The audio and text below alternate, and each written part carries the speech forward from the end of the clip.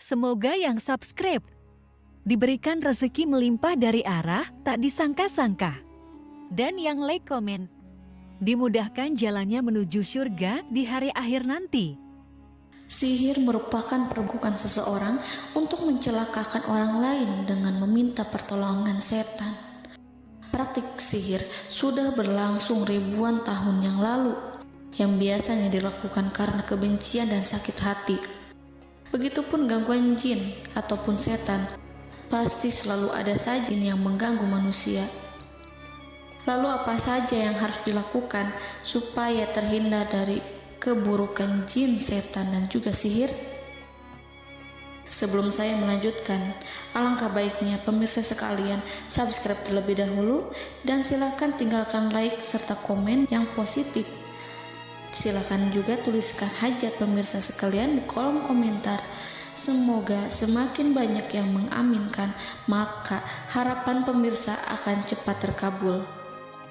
Bismillahirrohmanirrohim. Dalam Al-Quran ada ayat yang paling agung. Barang siapa yang membacanya sehabis sholat fardu, maka tidak ada yang menghalanginya untuk masuk surga kecuali kematian. Siapa yang membacanya ketika hendak tidur, setan tidak akan sanggup mendekatinya sampai waktu pagi. Barang siapa yang membacanya ketika keluar rumah, maka dia tidak akan diganggu oleh setan. Dan barang siapa yang membacanya 12 kali setiap hari, maka Allah akan memberikan kepadanya rezeki dengan cara yang tidak dia duga, dan menghilangkan rasa iri dari dirinya, serta menghilangkan sihir dari dirinya. Pesan saya, mau tidur, keluar rumah, ketika hendak bepergian, setelah sholat fardu, jangan sekali-kali meninggalkan amalan ini. Jika ada gangguan di dalam rumah, misal ada setan yang menghuni rumah tersebut, maka amalkan ini sambil menghadap kiblat dan sambil baca. Pemirsa sekalian berputar mulai dari kiblat dan berakhir ke kiblat lagi. Maka Allah akan melindungi rumahmu dari segala bahaya dan kejahatan. Begitu dahsyatnya, sampai-sampai Rasulullah pernah berkata, tidak dibaca ayat itu dalam rumah yang ada setannya, kecuali setan pasti pergi dari rumah itu. Bahkan ada riwayat yang menyebutkan saat diturunkannya kepada Nabi Muhammad, beribu-ribu malaikat mengiringinya karena kemuliaan dan kebesarannya. Seluruh berhala yang ada di bumi berjatuhan, mahkota para pembesar berjatuhan, para penguasa menjatuhkan wajahnya, para setan berlarian, dan para malaikat bersujud mengiringinya. Namun, sebelum melakukan amalan ini, sebaiknya pemirsa sekalian menjaga hal-hal berikut. Pertama, menjaga sholat berjamaah. Kedua, tidak mendengarkan nyanyian-nyanyian ataupun musik. Ketiga, berwudu ketika hendak tidur dan membaca basmalah di setiap aktivitas. Kelima, membaca zikir la ilaha illallah wahdahu la syarikalah lahul mulku wa lahul hamdu wa huwa ala kulli syai'in qadir. Baca zikir tersebut 100 kali setiap hari. Barang siapa yang membaca zikir ini 100 kali setiap hari, maka setan tak akan sanggup mendekatinya dan tak sanggup mengganggunya selama seharian. Yang keenam, membaca Al-Quran setiap hari tanpa bolong. Ketujuh, bergaullah dengan orang-orang yang soleh. Dan inilah ayat yang tadi dibahas yang bisa menghilangkan sihir dalam tubuh, yaitu ayat kursi, ayat yang tertera dalam surat Al-Baqarah ayat 255. Bismillahirrahmanirrahim.